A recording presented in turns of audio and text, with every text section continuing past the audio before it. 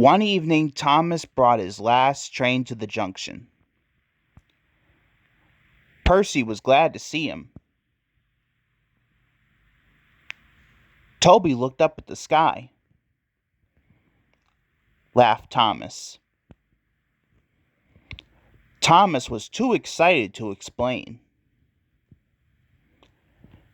Mavis, Boko, Bill, Ben, Donald, Oliver, and Douglas paraded past, whistled Donald. Admired Toby. Asked Thomas.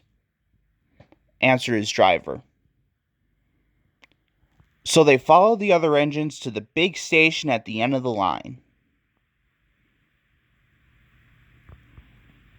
Called Sir Topham Hatt. Continued Sir Topham Hatt. Hooray! Hooray! The engines whistled.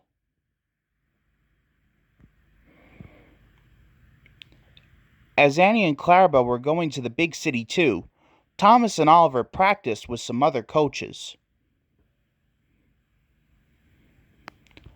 Thomas grew more and more excited. Too excited for his own good. He puffed. Then Thomas made his mistake. He boasted. No one was hurt, but Thomas's front was badly bent. They telephoned Sir Topham Hatt. He said, "Poor Thomas." 8 o'clock next morning, the engines waited at the junction.